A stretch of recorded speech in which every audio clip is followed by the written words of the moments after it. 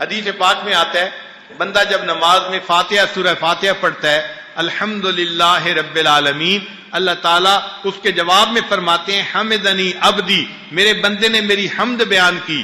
پھر انسان اگلی آیت پڑھتا ہے، اللہ تعالیٰ اس کا جواب دیتے ہیں۔ تو یہ گویا ہم کلامی ہے۔ تو انسان نماز میں اللہ تعالیٰ سے ملاقات کر رہا ہوتا ہے اور اللہ تعالیٰ سے ہم کلامی ہو رہی ہوتی ہے۔ اسی لیے ہم جیسے عام لوگ جو ہیں وہ تو عبادت کے اجر کی وجہ سے نفلیں پڑھ رہے ہوتے ہیں۔ وہ جی آپ 2 رکعت پڑھ لیں اشراق، ایک حج اور ایک عمرے کا ثواب ملے گا، اور ہم بھاگ پڑھتے ہیں وہ جی ثواب ملے گا اس لیے ہم نماز پڑھتے ہیں۔ جو اللہ کے عاشق ہوتے ہیں وہ ان اجر اور ثوابوں کو نہیں دیکھتے، وہ تو اللہ کی محبت میں نماز پڑھ رہے ہوتے ہیں۔ اس لیے کسی نے کیا عجیب بات کہی کہ بندگی سے ہمیں تو مطلب ہے، بندگی سے ہمیں تو مطلب ہے، ہم ثواب و عذاب کیا جانے، کس میں کتنا ثواب ملتا ہے، عشق والے حساب کیا جانے۔ عشق والوں کو حساب کتاب سے کیا واسطہ، وہ تو اللہ کی محبت میں نماز پڑھ رہے ہوتے ہیں۔ چنانچہ امام اعظم ونیفہ رحمۃ اللہ علیہ نے 40 سال ایسے گزارے کہ ان کو عشاء کے وضو سے گویا فجر کی نماز پڑھا کرتے تھے، یہ معمول تھا ان کا۔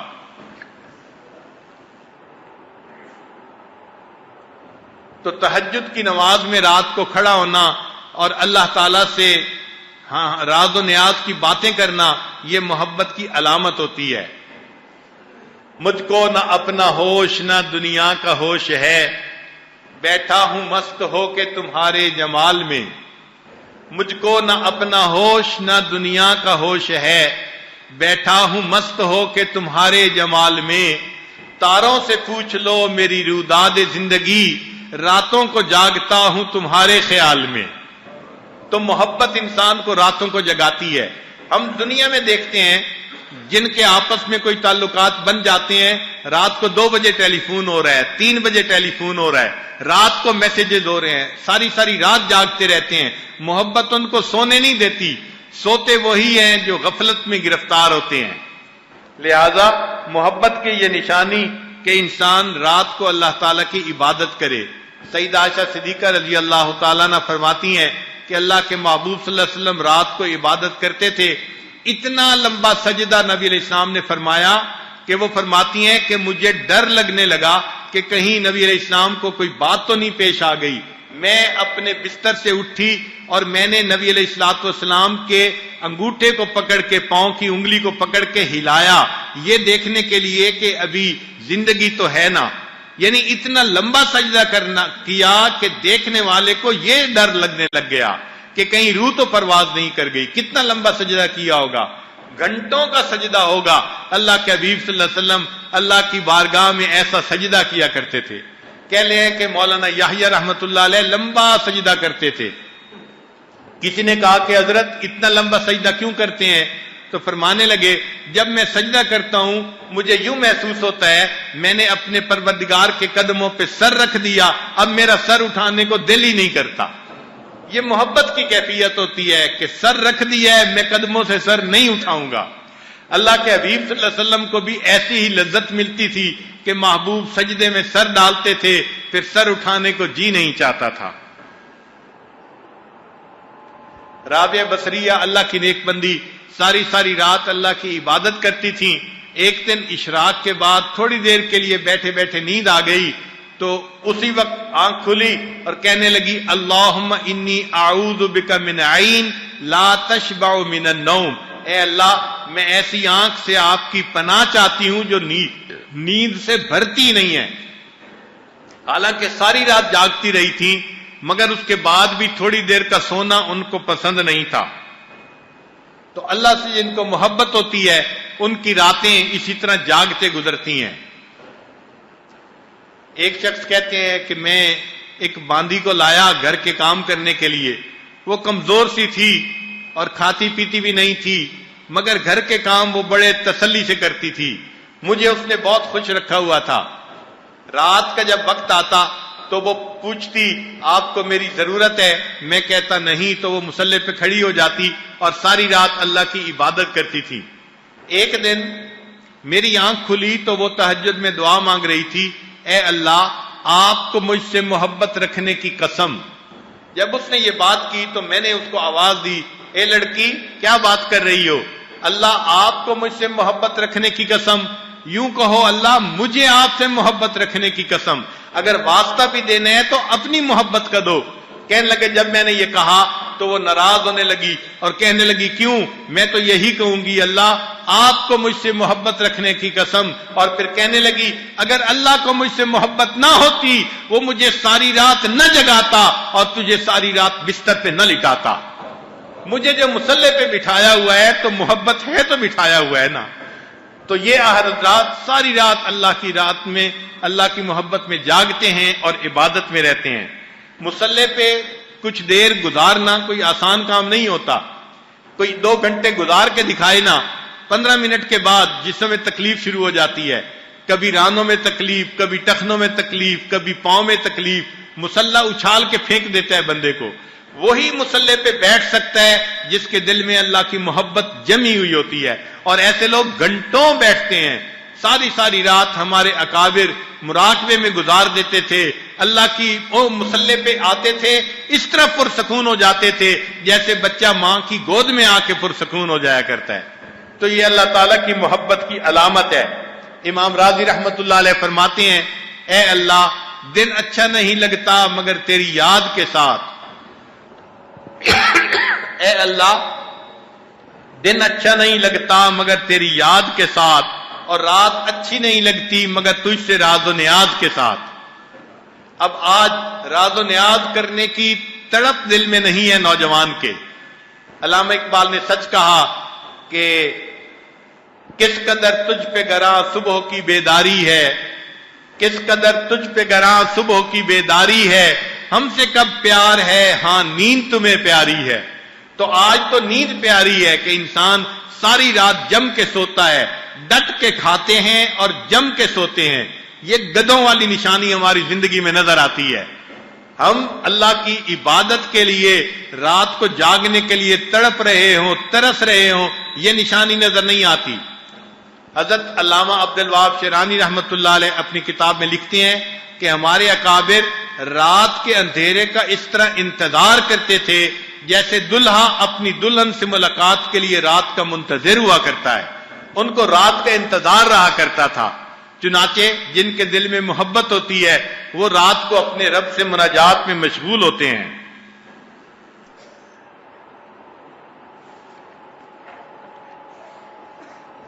اس لیے اللہ تعالیٰ نے قرآن مجید میں فرمایا کانوا قلیلا من اللیل ما یہجعون وبالاسحار هم یستغفرون تتجافى جنوبهم عن المضاجع يدعون ربهم خوفا وطمعا ومما رزقناهم ينفقون. اور ایک نشانی یہ کہ انسان کو تلاوت قرآن پاک میں مزہ آتا ہے, کیونکہ جب محبوب سے محبت ہوتی ہے تو محبوب کے کلام سے بھی محبت ہوتی ہے.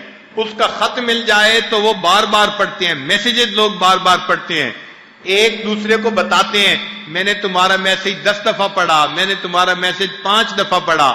ایسے ہی جس کو اللہ تعالیٰ سے محبت ہوتی ہے پھر اس کو قرآن پاک کی تلاوت کا مزہ آتا ہے. سیدنا عثمان غنی اللہ عنہ فرمایا کرتے تھے واللہ لو صحت قلوبکم ما شبعتم من کلام ربکم, کہ اگر اللہ کی قسم اگر تمہارے دل ٹھیک ہوتے روحانی طور پر, ان پر گناہوں کے اثرات نہ ہوتے, تم قرآن پاک کی تلاوت سے کبھی تمہارا دل ہی نہ بھرتا, ہر وقت تلاوت میں تم لگے رہتے. امام اعظم ابو حنیفہ رحمت اللہ علیہ رمضان مبارک میں 63 مرتبہ قرآن پاک پڑھا کرتے تھے. ایک قرآن پاک دن میں, ایک قرآن پاک رات میں, یہ 60 قرآن پاک ہو گئے. اور 3 قرآن پاک تراویح میں پڑھا کرتے تھے تو 63 مرتبہ قرآن پڑھا کرتے تھے. امام شافعی رحمت اللہ علیہ ایک مرتبہ مکہ مکرمہ سے مدینہ طیبہ گئے, فرمانے لگے مجھے اس رستے میں 16 دن لگے اور میں نے 16 دنوں میں 16 مرتبہ قرآن پاک کو مکمل پڑھ لیا. تو ان اکابر کے دلوں میں اللہ کی محبت ایسی تھی کہ قرآن پاک پڑھنا ان قرآن پاک پڑھنے سے ان کو عشق تھا. جب دیکھتے تھے قرآن پاک, یہ محبت ایسی تھی جیسے آج نوجوان بچے اور بچیاں ڈائجسٹ پکڑتی ہیں اور اس میں 3 عورتیں 3 کہانی پڑھتے ہیں محبت کے ساتھ. شوق ہوتا ہے پڑھنے کا. کیوں؟ دل اٹکا ہوا ہوتا ہے نا نفسانی محبتوں میں، اس لیے ایسی کہانیاں اچھی لگتی ہیں. جن کو اللہ سے محبت ہوتی ہے وہ اس کتاب کو اللہ تعالیٰ کی محبت کی داستان سمجھتے ہوئے پڑھ رہے ہوتے ہیں، اور ان کا دل پھر اس قرآن پاک کی تلاوت سے جو ہے وہ ہٹتا ہی نہیں. ایک علامت یہ کہ نبی علیہ الصلوۃ والسلام کی اطاعت میں ان کو مزہ آتا ہے، جن کو اللہ سے محبت ہوتی ہے. چنانچہ فرمایا ان المحب لما یحب مطیع. ایک عبداللہ ابن مبارک رحمۃ اللہ علیہ کے اشعار ہیں، تاصل الہ وانت تظہر حبہ ھذا لعمری فی الفعال بدیع لو کان حبک صادقا لاطعتہ ان المحب لما یحب مطیع. محب جس سے محبت کرتا ہے پھر اس کا مطیع اور فرما بردار ہوتا ہے. ایک نشانی یہ بھی ہے کہ جس کو اللہ تعالیٰ سے محبت ہوتی ہے اس کو عبادت سے تھکاوٹ نہیں ہوتی. ہم نے اپنے حضرت مرشد عالم رحمت اللہ علیہ کو بارہا دیکھا، لمبا سفر کے گھر لوٹتے تھے اور لگتا تھا کہ اب تو اتنی تھکن ہے کہ حضرت جاتے ہی لیٹ جائیں گے، لیکن حضرت جا کے بیٹھتے تھے اور پھر کسی کو مجلس میں کہتے تھے قرآن پڑھو. وہ قرآن شروع کرتا تھا، حضرت کی طبیعت سے تھکاوٹ ہی ختم ہو جاتی تھی. ہم کئی مرتبہ پوچھتے بھی تھے، حضرت آپ نے تو سفر میں فرمایا تھا کہ بہت تھکن ہے، اب تو آپ بالکل فریش بیٹھے ہیں. حضرت فرماتے تھے قرآن مجید جب پڑھا جاتا ہے میری تھکن بالکل ختم ہو جاتی ہے. اس کی مثال یوں سمجھ لیں، ایک ماں سارا دن کام کر کر کے تھکی ہوئی ہو اور وہ اپنی بیٹی سے کہے کہ بیٹی آج میں بہت تھک گئی ہوں، میں عشاء کی نماز پڑھتے ہی سو جاؤں گی، مجھے آج کوئی ڈسٹرب نہ کرے. اور اللہ کی شان کہ اس ماں کا بیٹا جو بیرون ملک گیا ہوا تھا وہ مغرب کے بعد اچانک گھر آ جائے، سرپرائز دے دے، تو ماں اس کو دیکھتے ہی خوش ہو جاتی ہے، اس کو سینے سے لگاتی ہے، بیٹی کو کہتی ہے بھائی کو کھانا دو، پاس بیٹھتی ہے، اس کو کھانا کھلاتی ہے اور اس سے باتیں کرتی ہے. اب گھنٹہ 2 گھنٹے اس سے باتیں کر رہی ہے، بہت فریش ہے. بیٹی کہتی ہے امی آپ تو کہہ رہی تھی میں تھکی ہوئی ہوں، مجھے کوئی ڈسٹرب نہ کرے، ابھی تو آپ بڑی فریش بیٹھی ہیں. ماں جواب دے گی بیٹا میں تھکی ہوئی تو تھی لیکن تمہارے بھائی کا چہرہ دیکھتے ہی میری سب تھکاوٹ ختم ہو گئی، اب میں اور بھی کئی گھنٹے اس کے ساتھ بات چیت کر سکتی ہوں. جیسے ماں محبت کی وجہ سے بیٹے سے بات کرتے ہوئے نہیں تھکتی، اسی طرح جن کو اللہ تعالیٰ سے محبت کرتے ہیں ہوتی ہے وہ بھی اللہ تعالیٰ کی عبادت کرتے ہوئے نہیں تھکتے. اس لیے ایک بزرگ کے بارے میں آتا ہے کہ وہ روزانہ 70 سال کی عمر میں 70 طواف روزانہ کیا کرتے تھے. 70 طواف کا مطلب کہ 140 رکعت تو نماز ہوتی ہوگی ان کی جو واجب الطواف پڑھتے ہوں گے. اب 140 رکعت نماز پڑھنا کوئی آسان کام ہے. کئی دفعہ ہمت بھی ہم کرنا چاہیں تو ہم تو 10-20 رکعت سے زیادہ نہیں پڑھ سکتے. ہم نے کئی مرتبہ آزمایا کہ 10-20 رکعت پڑھتے ہیں، ایسی تھکان ہو جاتی ہے کہ اس کے بعد پھر نماز میں سمع اللہ کی بجائے اوئی اللہ نکل رہی ہوتی ہے، ایسے تھکن ہوتی ہے طبیعت میں. اور وہ 70 سال کی عمر میں 70 طواف روزانہ کیا کرتے تھے. ایک نشانی یہ بھی ہے کہ ایسا بندہ اللہ تعالیٰ کے ذکر کا حریص ہوتا ہے، اس کا دل حرص کرتا ہے، تمنا کرتا ہے کہ مجھے اللہ تعالیٰ کی یاد میں بیٹھنے کا اور موقع مل جائے. چنانچہ وہ ذکر کا حریص ہوتا ہے، جہاں وقت ملے اسی وقت کو اللہ کے ذکر میں گزار دیتا ہے. اس کو اللہ تعالیٰ کا نام لینے میں مزہ آتا ہے. ہم رٹیں گے گرچہ مطلب کچھ نہ ہو، ہم تو عاشق ہیں تمہارے نام کے. اس لیے نبی علیہ السلام نے فرمایا کہ تیری زبان ہمیشہ ذکر اللہ سے تر رہے. ایسا بندہ جہاں بیٹھتا ہے وہ اللہ تعالیٰ کی بات کرتا ہے. جہاں جاتے ہیں ہم تیرا فسانہ چھیڑ دیتے ہیں. ایک حدیث پاک میں ہے جس شخص نے کثرت سے ذکر کیا اللہ نے اس شخص سے محبت کی. یعنی جو کثرت سے ذکر کرتا ہے اللہ اس سے محبت فرماتے ہیں. اس لیے اگر ہم چاہتے ہیں کہ ہم اللہ کے محبوب بنیں تو ہمیں ذکر کی کثرت کرنی پڑے گی.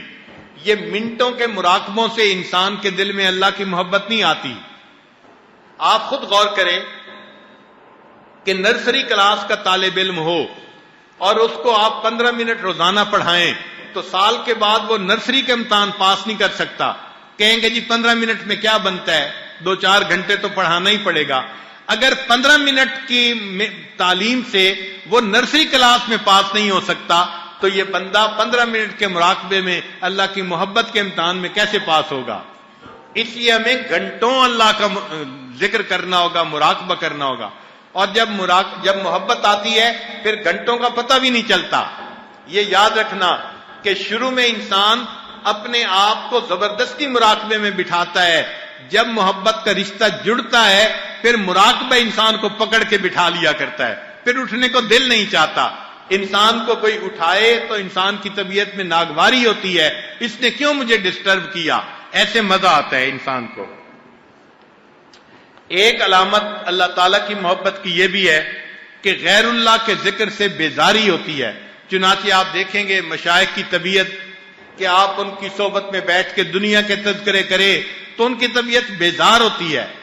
کہتے ہیں کہ رابعہ بصریہ کے پاس ایک نوجوان آیا اور اس نے آ کے دنیا کی مذمت کرنی شروع کر دی. جب اس نے کچھ دیر دنیا کی مذمت کی تو فرمانے لگی کہ اٹھ کے میرے ساتھ سے دور چلا جا، مجھے لگتا ہے تیرے دل میں دنیا کی بہت محبت ہے، تو تذکرہ ہی کیوں کر رہا ہے میرے سامنے؟ دنیا کا تذکرہ ہی ان کو اچھا نہیں لگتا. پھر دنیا کی جو مرغوب چیزیں ہوتی ہیں ان سے ان کے دل میں کنارہ کشی آ جاتی ہے. جو اللہ سے محبت کرتے ہیں ان کو سیر سپاٹے کی فکر نہیں ہوتی، نہ ان کو ان چیزوں میں لطف آتا ہے، ان کو تو اللہ کی یاد میں محبت آتا ہے. زیب النساء مخفی کے اشعار ہیں، مرغ دل را گلشنے بہتر زکوے یار نیس، طالب دیدار را ذوق گل و گلزار نیس. کہ دل کے مرغ کے لیے یار کی گلی سے بہتر گلشن کوئی نہیں، اور جو طالب دیدار ہوتا ہے اس کو گل و گلزار کے دیدار کا شوق نہیں ہوتا، اس کو تو محبوب کے دیدار کا شوق ہوتا ہے. پھر ایک یہ بھی ہے کہ ایسا بندہ اللہ کے راستے میں محبت سے مال کو خرچ کرتا ہے، دل کھول کے مال کو خرچ کرتا ہے. انفاق فی سبیل اللہ سے اس کو سکون نصیب ہوتا ہے. سیدہ عائشہ صدیقہ رضی اللہ تعالی عنہا کو ایک مرتبہ سیدنا امیر معاویہ رضی اللہ عنہ نے 40,000 درہم بھیجے. اب یہ کافی بڑی رقم تھی. انہوں نے اپنی باندی سے کہا مدینہ طیبہ کی بیواؤں کو بلاؤ تاکہ میں یتیموں اور بیواؤں میں اس مال کو تقسیم کر دوں. چنانچہ عورتیں آ گئیں، بچے آ گئے، وہ تقسیم کرنے لگیں، سارے کے سارے پیسے تقسیم کر دیے. باندی نے کہا کہ جی آج آپ کا روزہ ہے اور افطاری کے لیے گھر میں کوئی چیز نہیں، کچھ پیسے مجھے بھی دے دیں.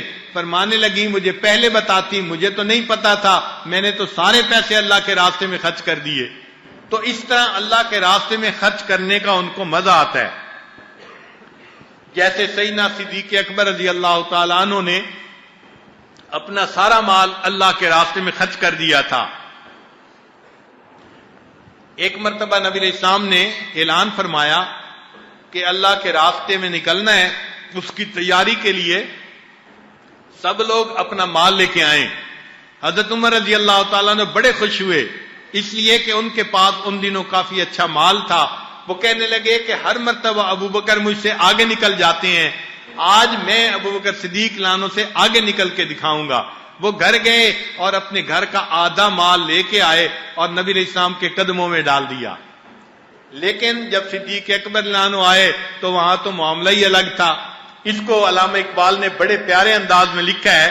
فرماتے ہیں ایک دن رسول پاک نے اصحاب سے کہا دے مال راہ حق میں جو ہوں تم میں مالدار. ارشاد سن کے فرتے طرب سے عمر اٹھے، اس روز ان کے پاس تھے درہم کئی ہزار. دل میں یہ کہہ رہے تھے کہ صدیق سے ضرور بڑھ کر رکھے گا آج قدم میرا راہوار. یعنی آج میں بڑھ کے دکھاؤں گا.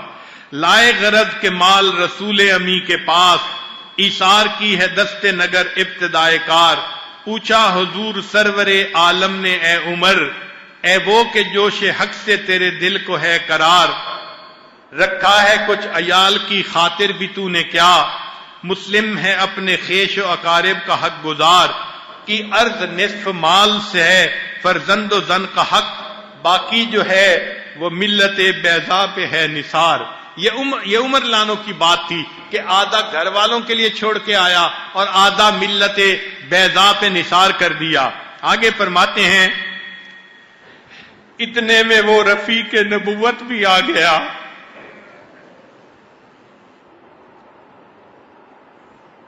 اتنے میں وہ رفیق نبوت بھی آ گیا جس سے بنائے عشق و محبت ہے استوار، لے آیا اپنے ساتھ وہ مرد وفا سرشت، ہر چیز جس سے چشم جہاں میں ہو اعتبار، بولے حضور چاہیے فکر عیال بھی، کہنے لگا وہ عشق و محبت کا رازدار، اے تجھ سے دیدہ مہو انجم فروغ گیر، اے تیری ذات باعث تکوین روزگار، پروانے کو چراغ ہے بلبل کو پھول بس، صدیق کے لیے ہے خدا کا رسول بس۔ تو اللہ کے راستے میں خرچ کرنے سے دل خوش ہوتا ہے، یہ بھی محبت الہی کی ایک نشانی ہوتی ہے۔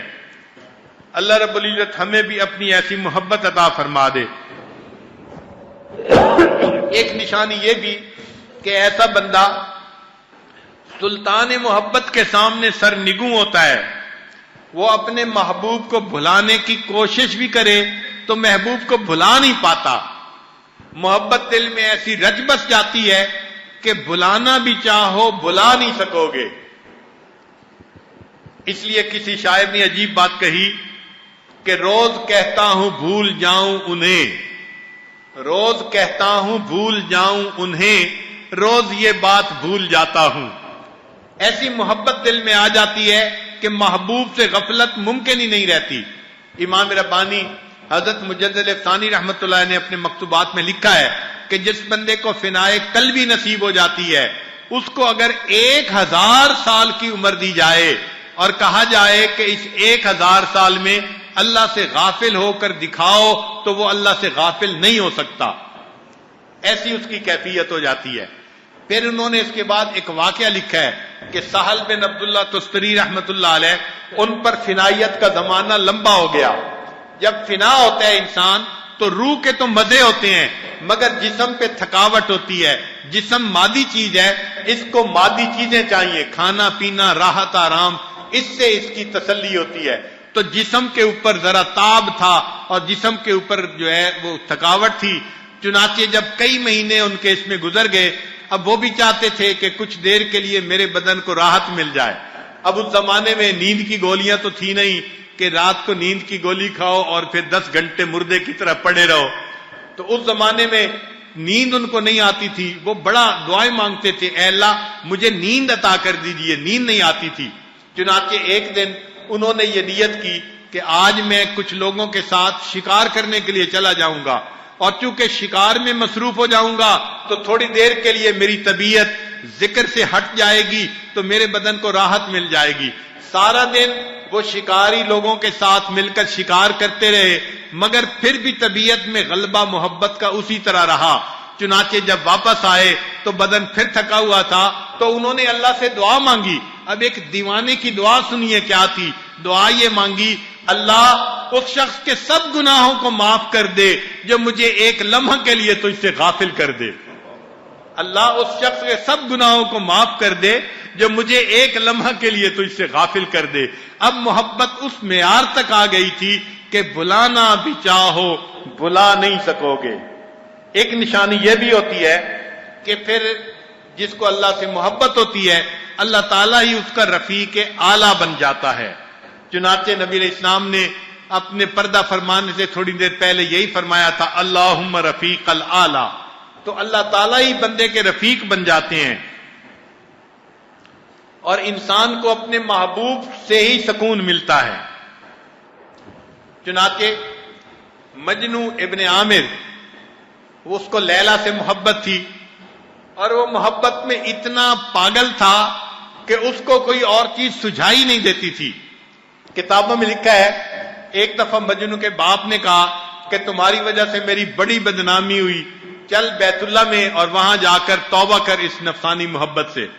اپنے باپ کے کہنے پہ وہ چلا تو گیا اور وہاں جا کے اس نے بیت اللہ کا غلاف بھی پکڑ لیا اور غلاف پکڑ کے یہ دعا مانگی، الہی تبت من کل المعاصی، الہی تبت من کل المعاصی ولکن حب لیلا لا اتوب، اے اللہ میں ہر گناہ سے توبہ کرتا ہوں مگر لیلا کی محبت سے توبہ نہیں کرتا۔ جب باپ نے یہ سنا تو اس نے غصے میں دیکھا کہ یہ کیا بات کر رہا ہے۔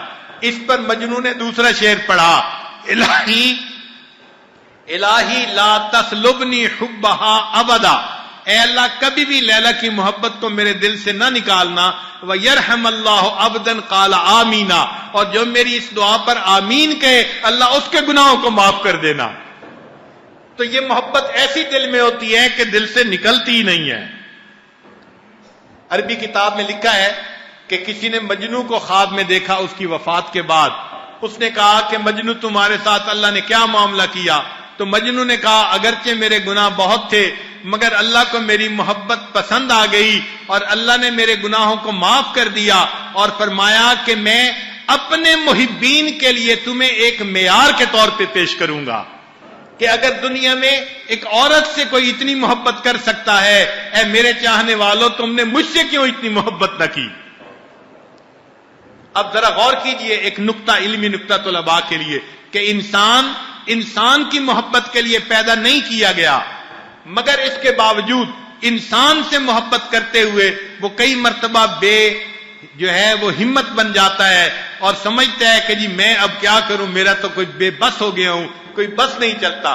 تو جس محبت کے لیے ہم پیدا نہیں کیے گئے، اگر وہ محبت انسان کو بے بس کر سکتی ہے تو جس محبت کے لیے اللہ نے انسان کو پیدا کیا وہ اللہ کی محبت کتنا بے بس کرتی ہوگی، اس کی کیا کیفیت دل کے اندر ہوتی ہوگی۔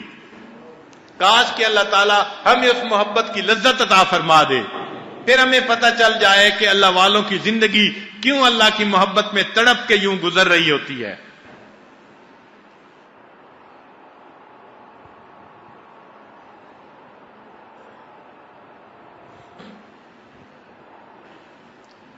ایک مرتبہ ایک آدمی حرم میں نماز پڑھ رہا تھا، ایک شخص اس کے آگے سے گزرا، تو جب اس کے آگے سے گزرا تو اس نماز پڑھنے والے کو بڑا غصہ آیا۔ اس نے سلام پھیرا اور اس بندے سے کہا کہ بھائی تم کیوں وہ میرے آگے سے گزرے، اس سے الجھنا شروع کر دیا۔ کتابوں میں لکھا ہے ایک عورت اس کے آگے سے گزری تھی تو وہ اس عورت سے بہت زیادہ ناراض ہونے لگا۔ عورت نے کہا کہ دیکھو میرے خاوند نے مجھے طلاق دے دی اور میں اس طلاق کی وجہ سے اتنی پریشان ہوں کہ میں تمہارے آگے سے گزری اور مجھے پتہ بھی نہ چلا کہ کوئی نماز پڑھ رہا ہے یا نہیں۔ میری محبت کا مخلوق کی محبت میں یہ حال ہے، تم بتاؤ تمہارے دل میں اللہ کی محبت کیسی کہ تم نماز میں کھڑے ہو اور تم مجھے آگے سے گزرتے ہوئے دیکھ رہے ہو۔ تو ہمارے دل میں اللہ کی محبت کا وہ شدت نہیں جو ہونی چاہیے تھی۔ چنانچہ یہ کچھ علامات ہیں جو بندے کو اللہ سے محبت ہوتی ہے تو بندے میں دیکھنے کو ملتی ہیں۔ کچھ علامات ایسی بھی ہیں کہ اگر اللہ تعالیٰ بندے سے محبت کرتے ہیں اس کی کیا علامات ہیں۔ ان کی پہلی علامت تو یہ کہ اللہ تعالیٰ جس بندے سے محبت کرتے ہیں اس بندے کے کفیل بن جاتے ہیں، اس کی ساری ضروریات کو خود پورا کرنے والے بن جاتے ہیں، اس کے کاموں کو سنوار دیتے ہیں۔ جیسے ماں ہوتی ہے تو بچے کو اپنی کوئی فکر نہیں کرنی پڑتی، ماں اس کے لیے کھانے کا انتظام، کپڑوں کا انتظام، پڑھنے کے لیے چیزوں کا انتظام، سارے انتظام ماں کر دیتی ہے، اس لیے کہ وہ باپ کفیل ہوتا ہے۔ اسی طرح اللہ تعالیٰ جب بندے سے محبت کرتے ہیں اللہ تعالیٰ اس کی ضرورتوں کو خود پورا کروا دیتے ہیں اور اس کے لیے انتظام کر دیتے ہیں۔ دوسری علامت، اللہ تعالیٰ بندے کو تدبیر سکھاتے ہیں، مشورے دیتے ہیں، یعنی اس کے دل میں موقع کے مناسب بات القاء فرما دیتے ہیں۔ یہ بھی علامت ہوتی ہے کہ اللہ تعالیٰ بندے سے محبت فرماتے ہیں۔ اور تیسرا یہ کہ اللہ تعالیٰ اس بندے کے دل میں دنیا کی محبت کو بے وقت بنا دیتے ہیں۔ ایسے لوگوں کے دل میں دنیا کی محبت کی کوئی وہ رمق ہی نہیں باقی رہتی۔ اس بندے کے اعضاء کو نیک کاموں میں مشغول کر دیتے ہیں۔ یہ اللہ تعالیٰ کی انعام ہوتا ہے، جب اللہ تعالیٰ کسی بندے سے محبت کرتے ہیں اس کو نیک کاموں میں مشغول کرتے ہیں۔ وہ کبھی دین کے کام میں پڑھنے پڑھانے میں لگا ہوا ہے، کبھی ذکر کرنے میں لگا ہوا ہے، کہیں اللہ کے دین کی دعوت میں لگا ہوا ہے، اس کے اعضاء آپ کو سارا دن دین کے کاموں میں مصروف نظر آئیں گے۔ پھر اللہ تعالیٰ اس بندے کو خلوت میں مناجات کی لذت عطا فرما دیتے ہیں. لہذا وہ بندہ جب تہجد میں اٹھتا ہے تو اللہ تعالیٰ سے مناجات کی لذت اس کو نصیب ہوتی ہے. پھر اللہ تعالیٰ مصائب کے ذریعے اس کے معائب کو پاک فرما دیتے ہیں.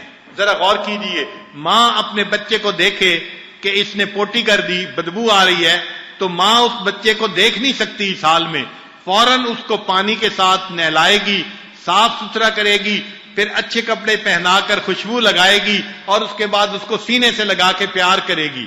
بالکل اسی طرح جب اللہ تعالیٰ کسی بندے سے محبت کرتے ہیں اور وہ بندہ کسی گناہ کا مرتکب ہو بیٹھے تو اللہ تعالیٰ کو وہ اچھا نہیں لگتا. پھر اللہ تعالیٰ اس بندے کو پاک کرتے ہیں اور وہ بندہ پانی سے پاک نہیں ہوتا بلکہ دنیا میں اللہ تعالیٰ اس کے اوپر مصیبتیں بھیجتے ہیں، پریشانیاں بھیجتے ہیں. یہ مصائب اس بندے کے عیبوں کو، معائب کو پاک کرنے کے لیے بھیجے جاتے ہیں. اللہ تعالیٰ اس بندے کے سارے گناہوں کو معاف فرما دیتے ہیں. اس لیے حدیث پاک میں فرمایا اذا احب اللہ عبدا ابتلاہ، اللہ تعالیٰ جب بندے سے محبت کرتے ہیں تو اس کو امتحان میں ڈال دیتے ہیں. یہ امتحان اس کے لیے بلندی درجات کا ذریعہ بنتا ہے. ہماری زبان میں کسی نے کہا دکھ سکھاں تو دیواں وار، دکھ سکھاں تو دیواں وار، دکھاں آن ملائم یار. میں دکھوں کو سکھوں پہ قربان کر دوں، ان دکھوں نے مجھے میرے یار سے ملا دیا.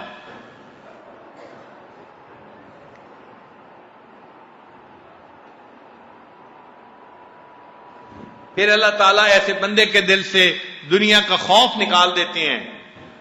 وَلَيُبَدِّلَنَّهُم مِّن بَعْدِ خَوْفِهِمْ أَمْنًا، اللہ اس کے خوف کو امن میں تبدیل فرما دیتے ہیں. چنانچہ دنیا کے حالات جیسے بھی ہوں ایسے بندے کا دل ہمیشہ پرسکون ہوتا ہے، مطمئن ہوتا ہے. اللہ تعالیٰ مخلوق کا خوف اس کے دل سے نکال دیا کرتے ہیں. بخاری شریف کی ایک روایت ہے، سالکین بہت دل کی توجہ سے اس کو سنیں. یہ حدیث قدسی ہے، یعنی اللہ تعالیٰ ارشاد فرما رہے ہیں، فرماتے ہیں یتقرب الی عبدی بالنوافل حتی احبہ، میرا بندہ نفلی عبادت کے ذریعے اتنا میرا قرب پا لیتا ہے کہ حتیٰ کہ میں اس سے محبت کرنے لگ جاتا ہوں. اللہ تعالیٰ بندے سے محبت کرتے ہیں. فَإِذَا أَحْبَبْتُهُ، جب میں اس بندے سے محبت کرتا ہوں، كُنْتُ سَمْعَهُ الَّذِي يَسْمَعُ بِهِ، میں اس کے کان بن جاتا ہوں جس سے وہ بندہ سنتا ہے. وَيَدَهُ الَّتِي يَبْطِشُ بِهَا، ہاتھ بن جاتا ہوں جس سے وہ پکڑتا ہے. وَرِجْلَهُ الَّتِي يَمْشِي بِهَا، پاؤں بن جاتا ہوں جن سے وہ چلتا ہے. فَبِي يَسْمَعُ، وہ میرے ساتھ سنتا ہے. وَبِي يَبْصُرُ، اور میرے ساتھ دیکھتا ہے. وَبِي يَبْطِشُ وَبِي يَمْشِي، میرے ساتھ ہی وہ چلتا ہے اور میرے ساتھ ہی وہ پکڑتا ہے. وَلَئِن سَأَلَنِي لَأُعْطِيَنَّهُ، اگر وہ میرا بندہ مجھ سے مانگتا ہے میں اس کو ضرور عطا کر دیتا ہوں. وَلَئِن اسْتَعَاذَنِي لَأُعِيذَنَّهُ، اور اگر وہ مجھ سے پناہ مانگتا ہے میں اس کو پناہ عطا فرما دیتا ہوں. اس حدیث مبارکہ کے ذرا معارف پہ غور کیجئے. پہلی بات تو یہ کہ اللہ تعالیٰ نے یہاں تذکرہ کیا کان آنکھ کا اور ہاتھ اور پاؤں کا. میں کان بن جاتا ہوں، میں آنکھ بن جاتا ہوں، ہاتھ بن جاتا ہوں، پاؤں بن جاتا ہوں. ان چار کا تذکرہ کیوں کیا؟ تو نکتہ یہ ہے کہ آنکھ اور کان انسان کے دل میں محبت لاتے ہیں اور ہاتھ اور پاؤں اس محبت پر جم جایا کرتے ہیں. اس لیے جو محبت بھی پیدا ہوتی ہے وہ کان اور آنکھ کی وجہ سے ہوتی ہے. یا بندہ کسی کو دیکھتا ہے یا کسی کے حسن و جمال کے تذکرے سنتا ہے، اس سے اس کے دل میں محبت آتی ہے. چنانچہ آنکھ اور کان کے ذریعے سے محبت آتی ہے. شریعت کی خوبصورتی دیکھیے، شریعت نے یہ دونوں دروازے بند کر دیے. فرمایا کہ اے نبی علیہ السلام کی بیویو، اگر غیر مرد سے بات کرنے کی نوبت آ جائے تو ایک تو پردے کے پیچھے سے گفتگو کرنا، اور دوسرا یہ فلا تخدعن بالقول، تم اپنی آواز میں نرمی نہ آنے دینا، لوچ پیدا نہ ہونے دینا، سپاٹ لہجے میں بات کرنا، تاکہ ایسا نہ ہو کہ دوسرا بندہ طمع کرے جس کے دل کے اندر کوئی مرض ہوتی ہے. تو شریعت نے کہا کہ جب عورت بات کرے تو صاف سیدھے لفظوں میں بات کرے تاکہ اگلا بات کرنے والا بندہ دو باتوں کی بجائے ایک بات سے ہی بات ختم کر دے. ایسے بات کرے، اس لیے کہ اگر نرم لہجے میں بات کریں گے تو بات سے بات بڑھتی ہے. شریعت نے اس راستے کو ہی بند کر دیا کہ غیر محرم سے لمبی باتیں ہی نہ کرو. اور آج تو گھنٹوں باتیں ہوتی ہیں اور ایک دوسرے کے ساتھ شیئرنگ ہو رہی ہوتی ہے اور پھر کہتے ہیں کہ شیئرنگ کیئرنگ ہوتی ہے. تو بھائی جب لمبی باتیں ہوں گی تو پھر بات تک بات نہیں رہے گی، اس سے بات آگے بڑھ جائے گی. تو ایک تو گویا بات سے بات بڑھتی ہے اور دوسرا جو انسان کسی کو دیکھتا ہے اس سے بات بڑھتی ہے. اور یہ ذہن میں رکھنا نقطے کی بات کہ بات سے شروع ہوتی ہے پھر بندے کا دیکھنے کو دل کرتا ہے. اور اس کی دلیل قرآن پاک سے ملتی ہے. 1,24,000 انبیاء کرام آئے، ان میں سے کسی نے اللہ سے یہ ڈیمانڈ نہیں کی، عرض نہیں کی اے اللہ میں آپ کو دیکھنا چاہتا ہوں. ایک حضرت موسیٰ علیہ السلام تھے، انہوں نے کہا اے اللہ رب ارنی انظر الیک، اے اللہ میں آپ کا دیدار کرنا چاہتا ہوں. کیوں کہا؟ اس لیے کہ وکلم اللہ موسیٰ تکلیما، موسیٰ علیہ السلام سے اللہ نے گفتگو فرمائی تھی. جب گفتگو ہوتی ہے پھر بات سے بات بڑھتی ہے، دیکھنے کو دل کرتا ہے. اس لیے نوجوان بچے اور نوجوان بچیاں اس پوائنٹ کو نوٹ کریں کہ غیر محرم سے بات کی نوبت نہ آئے، یہی بہتر اصول ہے. اور اگر آ جائے تو بس ایک دو فکروں میں بات کو سمیٹنا چاہیے، لمبی بات کا کسی کو موقع دینا ہی نہیں چاہیے. آج بات ہوگی، کل پھر ملاقات ہوگی. تو چونکہ آنکھ اور کان یہ محبت لاتے ہیں، اس لیے اللہ نے ان کا تذکرہ کیا اور اس کے بعد ہاتھ اور پاؤں کا تذکرہ کیا، اس لیے کہ جو محبت دل میں آ جاتی ہے ہاتھ اور پاؤں اس کے اوپر جم جایا کرتے ہیں. پھر یہاں نقطہ دوسرا کہ نبی علیہ السلام کہ اللہ تعالیٰ نے یہاں پر زبان کا تذکرہ کہیں نہیں کیا، میں اس کی زبان بن جاتا ہوں جس سے وہ بولتا ہے، یہ نہیں کہا. ہاتھ کا تذکرہ کیا، پاؤں کا کیا، کان کا کیا، آنکھ کا تذکرہ کیا، اس لیے کہ انسان زبان سے بسا اوقات ایسی بھی بات کر لیتا ہے جو دل میں نہیں ہوتی. تو اللہ نے فرمایا میں زبانی دعووں پہ یقین نہیں رکھتا تمہارے، مجھے تو حقیقت دیکھنی ہے.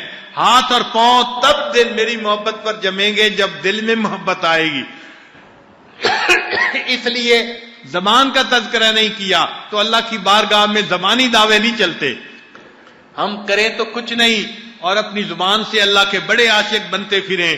نماز میں سستی، تکبیر اللہ میں سستی، تہجد کی توفیق نہیں، اور بات کریں تو جی ہم تو اللہ کے بڑے عاشق ہیں، ہم تو بڑا ذکر کر رہے ہیں. فرمایا میں تمہارے زبانی دعووں سے جو ہے وہ مطمئن نہیں ہوں گا. اس لیے اللہ نے یہاں زبان کا تذکرہ ہی نہیں فرمایا.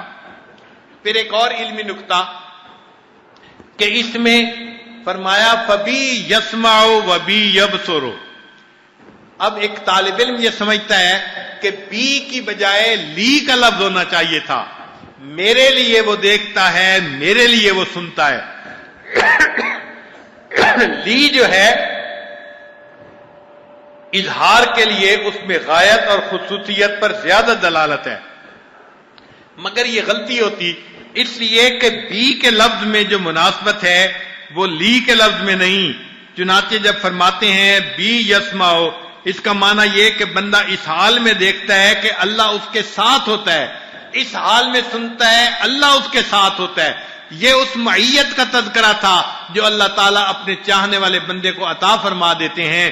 اسی معیت کا تذکرہ ہے ان اللہ معنا، اسی کا تذکرہ ہے ان اللہ لمع المحسنین، اسی کا تذکرہ ہے ان معی ربی سیہدین، اسی کا تذکرہ ہے اننی معکما اسمع و ارا.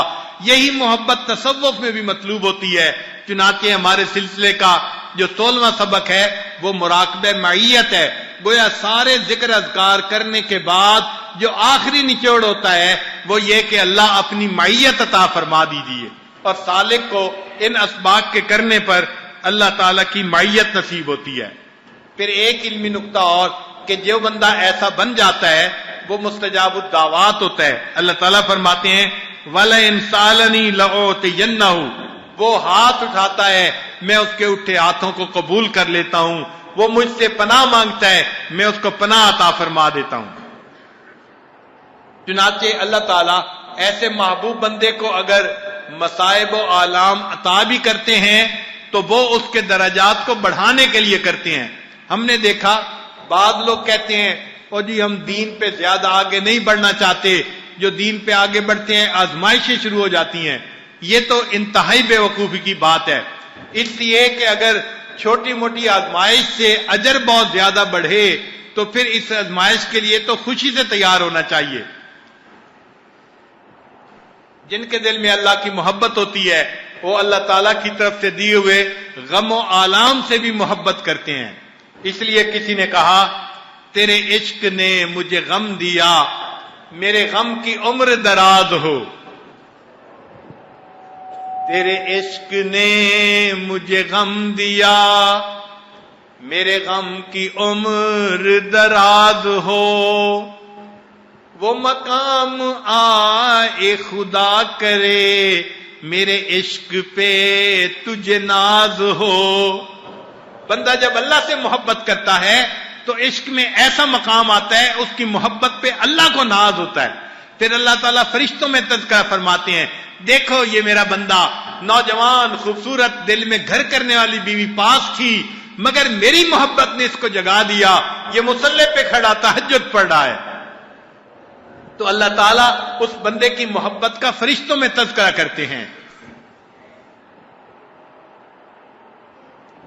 ایک نقطے کی بات اور بھی سمجھ لیجئے کہ اللہ تعالیٰ جب بندے سے کوئی چیز لیتے ہیں تو دستور یہ ہے کہ پھر اس کو ہمیشہ بہتر کر کے بڑھا کے اس بندے کو واپس فرماتے ہیں۔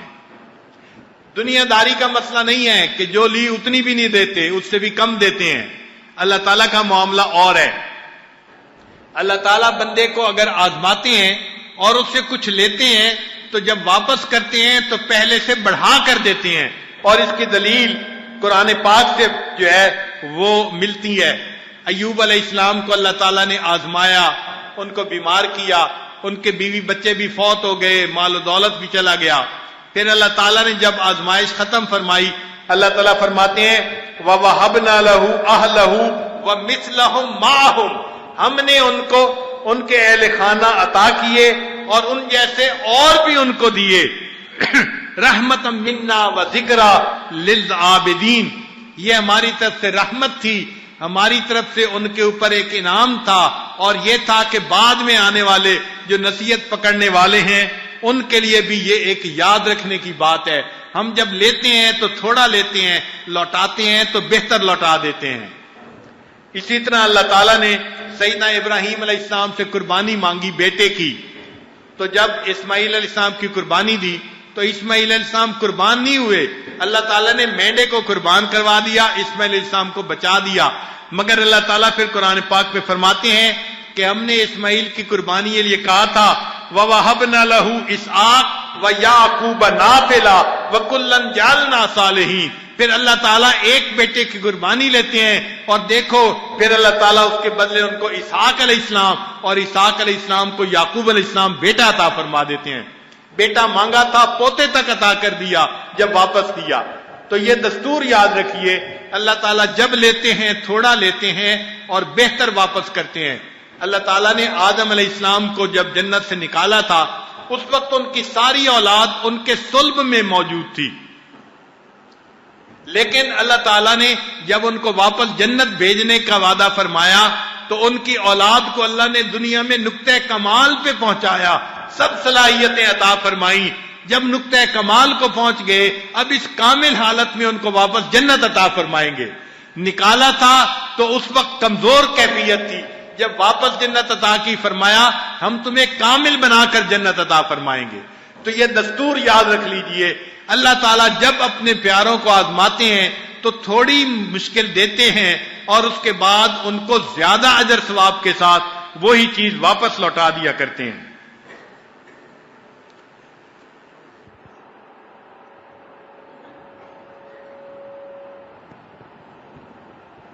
چنانچہ اللہ رب العزت کی محبت بندے پر فرض ہے۔ اللہ تعالیٰ کی محبت بندے کے اوپر فرض ہے اور اللہ کی محبت بندے کے اوپر قرض ہے. کیونکہ اللہ تعالیٰ بندے سے محبت کرتے ہیں، اب بندے کو بھی چاہیے کہ وہ اپنے اللہ سے محبت کرے. تو اللہ تعالیٰ کی محبت ہمارے اوپر فرض بھی ہے اور اللہ تعالیٰ کی محبت ہمارے اوپر قرض ہے. فرض اس لیے کہ نبی الاسلام نے فرمایا لا یؤمن احدکم حتی یکون اللہ ورسولہ احب الیہ مما سواہما. تو معلوم ہوا کہ ہم ایمان والے بن ہی نہیں سکتے جب تک اللہ تعالیٰ ہمیں ہر چیز سے زیادہ محبوب نہ ہو جائے. تو یہ محبت ہمارے اوپر فرض ہے اور قرض اس لیے کہ اللہ محبت فرماتے ہیں، اب ہمیں اس کو لوٹانا ہے تو ہمارے اوپر اللہ تعالیٰ کی محبت قرض بھی ہے. ہمارے سلسلہ عالیہ کے ایک بزرگ تھے خواجہ ابو الحسن خرقانی رحمت اللہ علیہ، ان کی ایک بات پڑھی، ان کے ملفوظات میں مزہ آ گیا. فرماتے ہیں ایک مرتبہ مجھے خواب میں اللہ تعالیٰ کا دیدار نصیب ہوا تو میں نے کہا اے اللہ، میں نے زندگی کے 60 سال آپ کی محبت میں گزار دیے، میں نے زندگی کے 60 سال آپ کی محبت میں گزار دیے. تو فرماتے ہیں جب میں نے یہ کہا اللہ میں نے زندگی کے 60 سال آپ کی محبت میں گزار دیے، تو جواب میں فرمایا بندے تو زندگی کے 60 سال میرے سامنے پیش کرتا ہے اور میں نے تجھے ابد سے اپنا بنا رکھا ہے.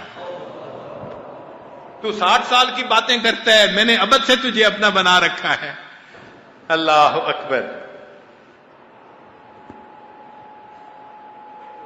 چنانچہ اللہ تعالیٰ کی محبت بندے کے ساتھ زیادہ ہوتی ہے. ایک عمل میں 3 محبتیں اللہ کی اکٹھی ہوتی ہیں. ایک عمل میں 3 محبتیں اکٹھی ہوتی ہیں. وہ کیسے؟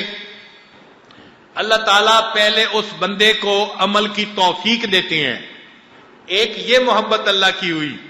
دوسرا جب انسان عمل کر رہا ہوتا ہے تو عمل کی بھی توفیق عطا فرماتے ہیں، یہ دوسری محبت. اور تیسرا جب وہ عمل کر لیتا ہے اللہ اس عمل کو قبول فرما لیتے ہیں. تو مومن کی تو 3 عیدیں ہوتی ہیں، ایک عید نہیں ہوتی. ایک عمل کے بدلے مومن کو 3 خوشیاں نصیب ہوتی ہیں. محبت کا مستحق فقط اللہ رب العزت کی ذات ہی ہے. اس لیے اللہ رب العزت کی محبت میں شدت ہونی چاہیے. فرمایا والذین آمنوا اشد حبا للہ، جو ایمان والے ہوتے ہیں ان کو اللہ سے شدید محبت ہوتی ہے. ایسی محبت جو بندے کو دنیا سے بیگانہ کر دے. خیالک فی عینی وذکرک فی فمی، خیالک فی عینی وذکرک فی فمی ومثواک فی قلبی فأین تغیب. اے محبوب تیرا تصور میرے دماغ میں ہے اور تیری تصویر میری آنکھوں میں ہے اور تیری محبت میرے دل میں ہے. اب بھلا میری آنکھوں سے تو کیسے چھپ سکتا ہے؟ تو جب دل و دماغ پہ اللہ کی محبت چھا جاتی ہے پھر انسان اللہ سے غافل نہیں ہو سکتا. یہاں پر طلباء کے لیے ایک علمی نقطے کی بات کہ قرآن مجید سارا کا سارا یہ داستان محبت ہے. ہو سکتا ہے بعض طلباء حیران ہو کہ یہ کیسی بات کر رہے ہیں، مگر قرآن مجید کو ذرا اس اینگل سے بھی دیکھیں، اس نظر سے بھی دیکھیں، ایک عاشق کی نظر سے بھی دیکھیں تو آپ قرآن پاک پڑھیں گے تو آپ کو یہ افسانہ محبت نظر آئے گا. اب ذرا اس کو سمجھیے. اللہ تعالیٰ نے قرآن پاک نازل فرمایا جیسے جیسے ضرورت تھی اور جیسے جیسے حالات پیش آتے تھے. کہیں تیمم کی آیتیں، کہیں نماز فرض ہونے کی آیتیں، کہیں زکوٰۃ کی آیتیں، کہیں ہجرت کی آیتیں. جیسے جیسے حالات پیش آتے تھے اللہ تعالیٰ قرآن پاک اتار دیتے تھے. اس کو ترتیب نزولی کہتے ہیں. یہ ترتیب نزولی ہے کہ قرآن پاک نازل اس طرح ہوا. لیکن جو آج ہم قرآن پاک پڑھتے ہیں یہ ترتیب دوسری ہے، اس کو ترتیب وقوفی کہتے ہیں. یہ دوسری ترتیب ہے. اللہ تعالیٰ نبی علیہ السلام کو بتلا دیتے تھے اس آیت کو فلاں جگہ پر رکھیں، فلاں جگہ پر، تو نبی علیہ السلام اس آیت کو اس جگہ پر رکھتے تھے. آج ہم جو قرآن پاک پڑھتے ہیں تو یہ دوسری ترتیب ہے، پہلی ترتیب نہیں ہے جو نزولی ترتیب تھی۔ اب یہ عجیب بات ہے کہ بھائی نازل تو ہوا مختلف واقعات کے ساتھ، حالات کے ساتھ، لیکن جب اس کو ایک نئی ترتیب سے اللہ نے نبی صلی اللہ علیہ وسلم نے رکھا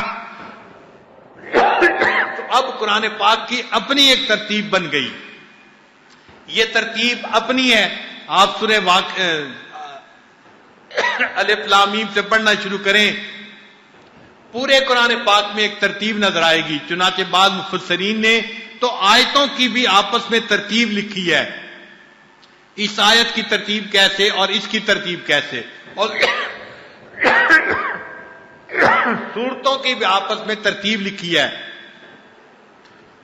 تو آیتیں نازل تو ہوئیں فردن فردن مختلف جگہوں پہ، بعض مقاصد سورتوں کی حالت میں، لیکن جب رکھا ترتیب کے ساتھ تو ایک نئی صورت بن گئی، ایک نئی ترتیب جو آج ہم پڑھتے ہیں اور اس ترتیب کا مزہ اٹھاتے ہیں۔ یہ داستان محبت تھی۔ کہتے ہیں کہ مجنو ایک مرتبہ بیٹھا ہوا کچھ لکھ رہا تھا تو کسی شاعر نے اس پر شعر کہا کہ میں نے تو یوں ہی خاک میں پھیری تھی انگلیاں، میں نے تو یوں ہی خاک میں پھیری تھی انگلیاں، دیکھا جو غور سے تو تیری تصویر بن گئی۔ یہ محبت ہوتی ہے کہ بندہ انگلی پھیرتا ہے تصویر بن جاتی ہے۔ یہ اللہ کی محبت ہے کہ آیتیں تو مختلف مقامات پہ نازل ہوئی، لیکن جب ان کو رکھوایا گیا تو وہ ایک داستان محبت بن گئی۔ اب ذرا غور کیجئے کہ داستان محبت کیسی ہے۔ ہم قرآن پاک کا پہلا لفظ پڑھتے ہیں، وہ ہے الف لام میم۔ اس کا ترجمہ اکثر طلباء یہی سمجھتے ہیں کہ یہ حروف مقطعات ہے اور اس کا علم نہیں دیا گیا، اور جن مفسرین نے اس کا ترجمہ لکھا بھی ہے تو انہوں نے کہا کہ الف لام میم، الف سے مراد اللہ، میم سے مراد محمد صلی اللہ علیہ وسلم، اور لام سے مراد جبریل علیہ السلام، یہ واسطہ ہیں اللہ کا پیغام نبی علیہ السلام تک لانے میں۔ تو اللہ الف سے مراد اور لام سے مراد جبرائیل جو واسطہ تھے لانے کے لیے، اور آگے محمد صلی اللہ علیہ وسلم جن پر یہ کلام اترا ہے۔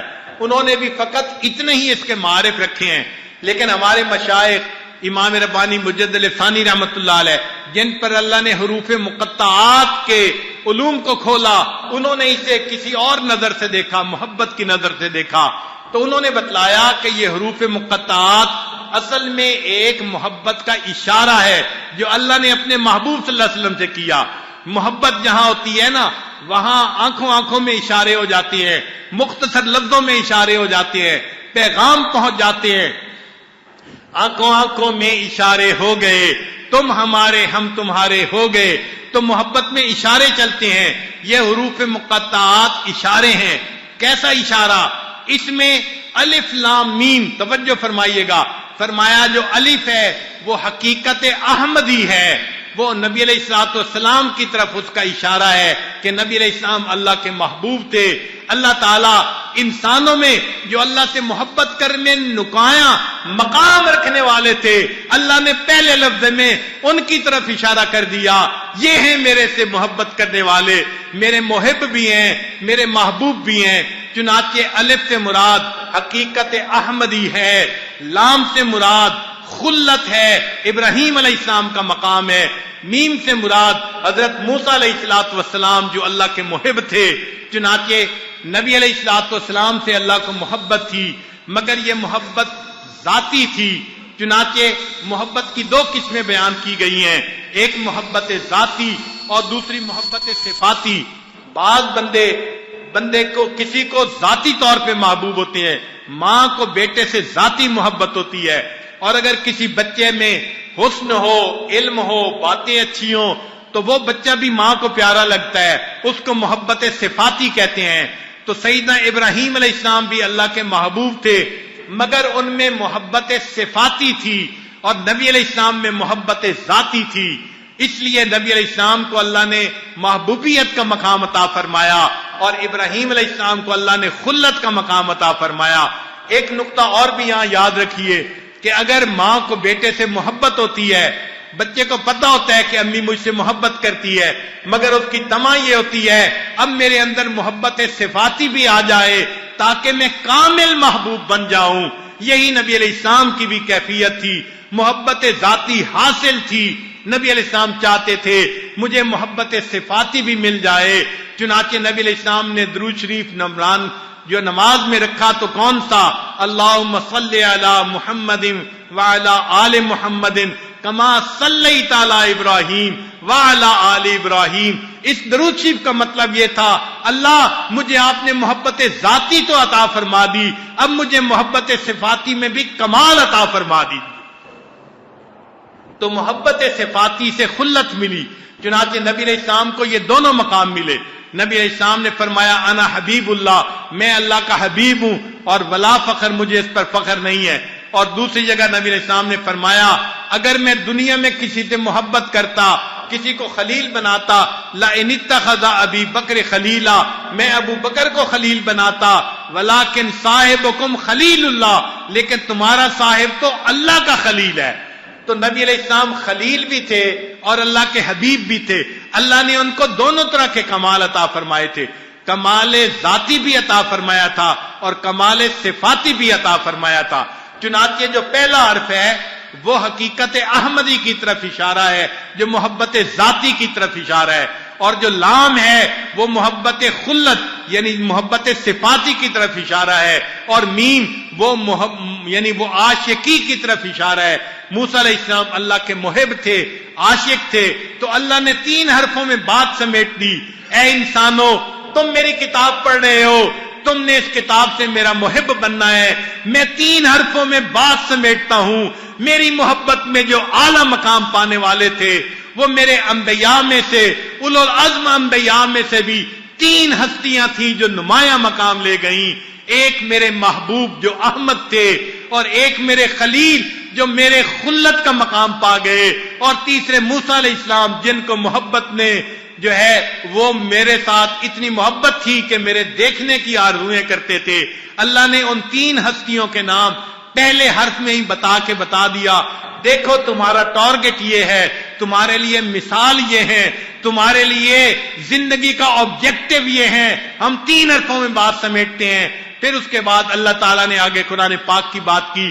عام طور پہ دیکھا ہے مقرر جب بات کرتا ہے تو شروع کی آیتوں میں پورا جو ہے اجمالی طور پہ بات بیان کر دیتا ہے، پھر تفصیل کرتا ہے، آخر پہ آ کے پھر نتیجہ نکالتا ہے۔ چنانچہ اللہ تعالیٰ نے بھی قرآن پاک کے پہلے حرف میں محبتوں کا اشارہ فرما دیا، اور اس کے بعد پھر اللہ تعالیٰ نے قرآن پاک میں محبتوں کا اظہار فرمایا۔ محبت کا جو اعلیٰ ترین مقام ہوتا ہے اس کو عبادت کہتے ہیں، کہ محب کے دل میں محبوب کی اتنی محبت ہو کہ محبوب محبت میں بے اختیار ہو کر محبوب کے قدموں پہ سر رکھ دے، اس کو عبادت کہتے ہیں۔ اللہ تعالیٰ جگہ جگہ اپنے الہ ہونے کا تذکرہ فرماتے ہیں، چنانچہ فرمایا یا ایھا الناس اعبدوا ربکم، اے انسانوں اپنے رب کی عبادت کرو۔ عبادت سے مراد اپنے رب کی محبت کا وہ مقام پاؤ کہ محبت میں مغلوب ہو کر اپنے محبوب کے قدموں پہ سر رکھنے والے بن جاؤ۔ محبت کے تذکرے فرمائے، پھر کہیں پر یہ فرمایا فَاعْلَمْ أَنَّهُ لَا إِلَٰهَ إِلَّا اللَّهُ، جان لو اللہ کے سوا کوئی معبود نہیں۔ کہیں پر فرمایا وَإِلَٰهُكُمْ إِلَٰهٌ وَاحِدٌ، تمہارا الہ تو ایک اللہ ہے۔ یہ محبت کے تذکرے اللہ کرتے رہے، اور اسی دوران جو محبت کرنے والے تھے اللہ ان کے بھی تذکرے فرماتے رہے۔ کہیں موسیٰ علیہ السلام کا تذکرہ کیا، وہ مدین جا رہے ہیں، مدین سے آ رہے ہیں، یہ اپنے محب کے تذکرے تھے۔ بتا دیا کہ وَلَمَّا جَاءَ مُوسَىٰ لِمِيقَاتِنَا، موسیٰ علیہ السلام آئے تھے طور پر ہماری ملاقات کرنے کے لیے۔ دیکھو محبت کے تذکرے ہیں جو اللہ نے قرآن میں تفصیل سے بیان فرمائے۔ کہیں ابراہیم علیہ السلام کے تذکرے کیے، میرا ابراہیم نے اس طرح چاند کے بھائی جو ہے نفی کی، سورج کی بھی نفی کی، اور پھر فرمایا وَإِبْرَاهِيمَ الَّذِي وَفَّىٰ، ابراہیم میرا کتنا وفادار تھا، مجھ سے کتنا محبت کرنے والا تھا، اس نے تو محبت میں انتہا کر دی۔ وہ محبت ان ابراہیم کان امہ قانتا للہ حنیفا वलम यकुम मिनल मुशरिकीन, वो मेरी मोहब्बत में किसी को शरीक नहीं करता था। शाकिरल लिअनउमे, मेरी नेमतों का शुक्र अदा करने वाला था। इज्तबाहु वहदाहु इला सिरातिन मुस्तकीम सुम्मा औहैना इलैहि, और मेरे महबूब फिर हमने आपको वही की, अनित्तबे मिल्लत इब्राहिम हनीफा, आप भी उसी मिल्लत की पैरवी कीजिए। ये मोहब्बत की बात मुझे बड़ी अच्छी लगती है। जैसे उनकी मिल्लत मोहब्बत वाली थी, जान भी कुर्बान की, माल भी कुर्बान किया, बीवी बच्चों को भी छोड़ दिया, अल्लाह के नाम पे बेटा भी कुर्बान कर दिया। मैं चाहता हूं कि आपकी पैरवी करने वाले वो भी इसी मिल्लत की पैरवी करे, इसी तरह मुझसे मोहब्बत करने वाले बने। इसलिए अल्लाह ने हज को फर्ज फरमा दिया कि ऐ उम्मत मुहम्मदिया, हम चाहते हैं तुम्हें मिल्लत इब्राहिमिया के मिजाज का तारुफ करवाएं। तुम मक्का मुकरमा आओगे, कहीं मिना में तो इब्राहिम अलैहिस्सलाम की कुर्बानी की बातें याद करोगे, कहीं जमरात को कंकरियां मारोगे, मेरे इब्राहिम की मोहब्बत को याद करोगे, कहीं बैतुल्लाह को देखोगे, मेरे इब्राहिम के बनाने को याद करोगे, बैतुल्लाह को बनाया था, कहीं सफा मरवा की सही करोगे, मुझसे मोहब्बत रखने वाली एक बंदी की याद करोगे, तो तुम्हें मिजाज जो मिल्लत इब्राहिमी का है उसका तारफ हो जाएगा कि तुम्हें भी कैसे मोहब्बत करनी है। चुनांचे अल्लाह ने कुरान मजीद में इन अंबिया के मुख्तलिफ जगहों पे तज़किरे फरमाए। कहीं फरमाया वज़कुर फिल किताब इब्राहीम इन्नहु कान सिद्दीकन नबिय्या, वज़कुर फिल किताब मूसा इन्नहु कान मुखलिसन व कान रसूलन नबिय्या, वज़कुर फिल किताब इस्माईल इन्नहु कान सादिकल वाद व कान रसूलन नबिय्या। अल्लाह अपने चाहने वालों के तज़किरे कितने मोहब्बत से कर रहे हैं। ये सारे तज़किरे, कहीं पे इब्राहिम अलैहिस्सलाम के नाम से सूरत उतार दी, कहीं नबी अलैहिस्सलाम के नाम से सूरह मोहम्मद उतार दी। ये मोहब्बत ही के तज़किरे थे, मोहब्बत ही की बातें थी, चल रही थी। फिर अल्लाह ने आखिर पे आके इन महबूबों की जो मुलाकात गाह थी उसके भी तज़किरे कर दिए, और सिर्फ तज़किरा नहीं किया, मोहब्बत से कसम खा के फरमाया वत्तीन वज़्ज़ैतून वतूर सीनीन वहादल बलदिल अमीन। देखे मुहिब और महबूब की जहां मुलाकात होती है वो जगह हमेशा याद रहती है। अल्लाह ने भी कसम खा के उन जगहों के तज़किरे कर दिए। ये तूर का पहाड़, ये मूसा अलैहिस्सलाम मेरी मोहब्बत में डूब के वहां पहुंचे थे। ये तूर और ये तीन और जैतून की जगह मेरे इब्राहिम अलैहिस्सलाम की थी, और ये बलदिल अमीन तो मेरे महबूब का मकाम है। अल्लाह इस शहर की कसम खाते हैं, ला उक़सिमु बिहाज़ल बलद व अंत हिल्लुम बिहाज़ल बलद। ए महबूब, आप इस शहर में रहते हैं, मैं इस शहर की कसम खा रहा हूं। कहीं नबी अलैहिस्सलाम के उम्र की कसम खाते हैं, ला अमरु का, ए महबूब मुझे तेरी उम्र की कसम है। अल्लाह अकबर। ये मोहब्बत की दास्तानें जरा पढ़िए, पूरा कुरान पाक यूं लगता है बंदे और परवरदिगार की मोहब्बत ही की दास्तान है। तो पहले लफ्ज़ से मोहब्बत की दास्तान शुरू की और उसके बाद पूरे कुरान पाक में तज़किरा किया, आखिर पे आके कसमें खा के मुलाकात गाहों का जो है वो तज़किरा फरमा दिया, तूरे सीनीन और हाज़ल बलदिल अमीन का। तो कुरान को जो आशिक पढ़ता है उसको यूं लगता है अल्लाह ताला बंदे से मोहब्बत चाहते हैं। ऐ मेरे बंदे, तू मेरा चाहने वाला बन जा, तू मेरा ऐसा इबादत गुजार बन जा कि तेरे दिल में किसी और के लिए कोई जो है जगह न रहे। इसलिए फरमाया बंदे, मैं तुम्हारे हर गुनाह को माफ कर दूंगा, मेरी मोहब्बत में किसी को शरीक करोगे तो मैं तुम्हारे इस गुनाह को कभी माफ नहीं करूंगा। मालूम हुआ कि मकसूद कुरान वो मोहब्बत इलाही है। हम अल्लाह ताला से टूट के प्यार करने वाले बन जाएं। अल्लाह ताला हमें ऐसी मोहब्बत अता फरमा दे। किसी आरिफ ने फारसी जबान में कुछ अशार कहे हैं, जरा मोहब्बत वालों की बातें सुन लीजिए कि कैसी होती हैं।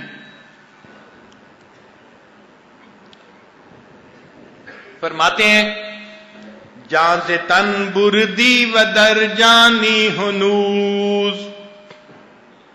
ए महबूब, आपने मेरे तन से जान तो निकाल दी और खुद मेरी जान बन के अंदर आ गए। जान से तन बुर्दी व दर जानी हुनूज, दर्द हा दादी व दरमानी हुनूज। ए महबूब, आपने मुझे दर्द भी अता की और मेरी इस दर्द की दवा भी आप खुद बन गए। एक तो दर्द भी अता कर दी, दर्द मोहब्बत, اور اس درد کا علاج وہ بھی آپ ہی بن گئے ہیں. جہاں سے تن بردی و در جانی ہنوز، دردہا دادی و درمانی ہنوز، آشکارا سینہ امبش کاپتی، ہم چنا در سینہ پنہانی ہنوز. اے محبوب، آپ نے اپنی محبت سے میرے سینے کو چاک کر کے کھول کے رکھ دیا، اور پھر اس کھلے سینے میں آپ ہی چھپ کے بیٹھ گئے ہیں. میرے اس کھلے سینے میں چھپے ہوئے تو آپ ہی ہیں. ملک دل کر دی خراب از تیغ ناز، آپ نے ناز کی تلوار سے میرے دل کو ختم کر کے رکھ دیا، کاٹ کے رکھ دیا، میرے دل سے غیر کو نکال کے رکھ دیا. ملک دل کر دی خراب از تیغ ناز، وَأَنْدَرِي ویران سلطانی ہنوز، اور اس ویرانے میں ابھی بھی حکمرانی محبوب آپ ہی کی ہے. ملک دل کر دی خراب از تیغ ناز، آپ نے میرے دل کو ناز کی تلوار سے خراب کر دیا، اور اس ویرانے میں ابھی حکمرانی وَأَنْدَرِي ویران سلطانی ہنوز، ابھی بھی اس میں سلطانی اور حکمرانی تو آپ ہی کی ہے. آگے ایک شعر کہتے ہیں جس کی قیمت ادا نہیں کی جا سکتی. فرماتے ہیں قیمت خود ہر دو عالم گفتئی، اے میرے بندے، اے میرے محبوب اللہ، آپ نے اپنے وصل کی قیمت دو عالم بتائی ہے کہ دنیا اور آخرت کی تمام تمنائیں دل سے نکال دو. کہتے ہیں قیمت خود ہر دو عالم گفتئی، نرخ بالا کن کے ارزانی ہنوز. اللہ قیمت بڑھا دیجئے کہ یہ سودا تو بڑا سستا کر رہے ہیں. آپ کا وصل حاصل کرنے کے لیے دنیا اور آخرت کی تمناؤں کو دل سے نکال دینا، تو ہم ہر تمنا دل سے نکال دیں تاکہ اس کے بدلے ہمیں اللہ کا وصل حاصل ہو جائے. اسی کو حضرت مجذوب رحمت اللہ علیہ نے فرمایا تھا، ہر تمنا دل سے رخصت ہو گئی، اب تو آ جا، اب تو خلوت ہو گئی. یہ خلوت پیدا کرنی پڑے گی تاکہ اللہ تعالیٰ کی جلوت ہمیں نصیب ہو جائے، ان کا وصل ہمیں نصیب ہو جائے. اس لیے جو اللہ تعالیٰ کی محبت مانگنے والے ہوتے ہیں اور اس کے لیے مجاہدے کرتے ہیں، اللہ ان کے دلوں کو اپنی محبت سے لبریز فرما دیتے ہیں. صحابہ رضوان میں سے ایک صحابی تھے، سالم مولا ابی حذیفہ تھے. چنانچہ ان کو ابو حذیفہ نے آزاد کر دیا اور ان کے ساتھ اپنی بیٹی کا نکاح کر دیا. اس پر قریش کے کچھ لوگ تھے، انہوں نے احتجاج کیا کہ آپ نے عرب کی ایک آزاد عورت باعزت کا نکاح ایک آزاد کردہ غلام کے ساتھ کر دیا. اس پر ابو حذیفہ نے جواب دیا تھا کہ میں نے اپنی بیٹی کا نکاح ایک ایسے بندے سے کیا جو اس سے زیادہ بہتر ہے. عربوں کو اور غصہ آیا، آزاد کرنے والے بندے کو تم کہتے ہو کہ یہ آزاد عرب عورت سے زیادہ بہتر ہے. انہوں نے فرمایا میں نے نبی علیہ الصلوۃ والسلام کی زبان فیض ترجمان سے یہ سنا تھا. نبی علیہ السلام نے فرمایا کہ جو بندہ ایسے شخص کو دیکھنا چاہے جو کامل دل کے ساتھ اللہ سے محبت کرتا ہے، وہ سالم کو دیکھ لے. سالم کا پورا دل اللہ کی محبت سے بھرا ہوا ہے. تو صحابہ رضوان پورے دل کے ساتھ اللہ سے محبت کرتے تھے، اس دل میں کسی غیر کے لیے جگہ نہیں تھی. ہم بھی اپنے اللہ کے ساتھ پورے دل کے ساتھ محبت کرنے والے بن جائیں. ہمارے اکابر بھی اللہ کے ساتھ ایسی محبت کرتے تھے.